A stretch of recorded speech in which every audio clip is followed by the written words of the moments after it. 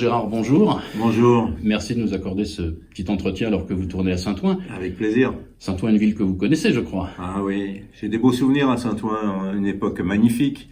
C'est celle des années 70, où les puces de Saint-Ouen étaient la référence de tous ceux qui aimaient la fripe, la musique jazzy, manouche, et puis des ambiances de vie extraordinaires. Saint-Ouen m'a rendu heureux pendant tout le temps où j'y étais. Ouais. Vous êtes resté combien de temps à l'époque à peu près dans les puces? Je suis resté 2-3 ans aux puces sur le trottoir. J'avais un stand vers la rue Jules Vallès et je vendais de la fripe américaine. Et c'est bizarre puisque c'est là où j'ai rencontré Coluche. J'avais une Harley, il avait une Harley, il s'est arrêté devant mon stand. On faisait de la fripe américaine, des salopettes Oshkosh, des blousons. On vendait, si vous voulez, à la pièce ce qu'on achetait au poids. Il y avait un grossiste qui s'appelait Chamard à l'époque et on était très amis et donc j'avais toute cette possibilité d'avoir les plus belles choses au niveau de la fripe américaine, chemise de scout, autant qu'hawaïenne en passant par. Et Coluche m'a acheté une salopette Oshkosh.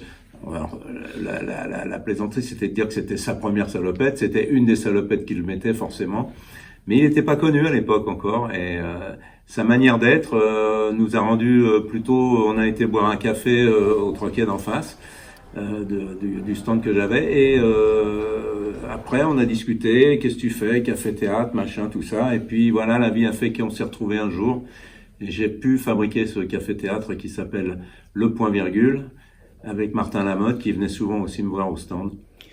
J'imagine qu'à l'époque, quand vous étiez aux puces, vous imaginiez pas devenir un jour un des grands acteurs du cinéma français. Pas du tout, non, j'avais pas de velléité à ce niveau-là. Moi, j'étais très heureux forain, c'était une vie qui me correspondait bien, et c'est d'ailleurs la raison pour laquelle aujourd'hui, je me suis senti bien à faire ce travail d'acteur, parce que c'est la même chose.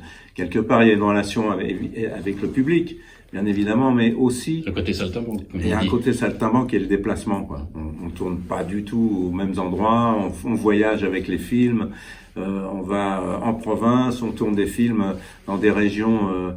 différentes, et c'est la même chose que quand j'avais mon Lahure et que je me déplaçais avec mon camion et mes fringues. D'accord. On dit que aux puces, il y a toujours eu une ambiance particulière, vous confirmez? Alors les puces, j'y suis plus allé depuis. D'accord. Non, parce qu'à un moment ils ont refait physiquement les puces.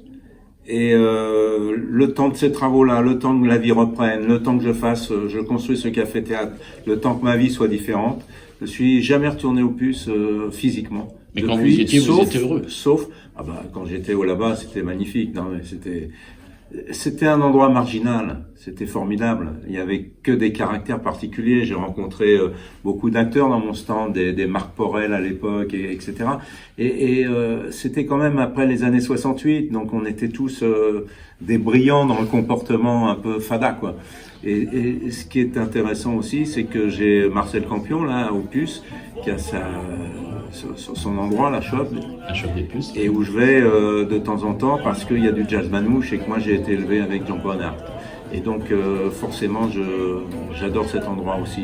Donc mais par contre je ne suis pas retourné dans le grand forum des puces au niveau des fringues, quoi. Eh ben merci. Là, avec plaisir. Et sur tout ça, passe joyeux, le merveilleux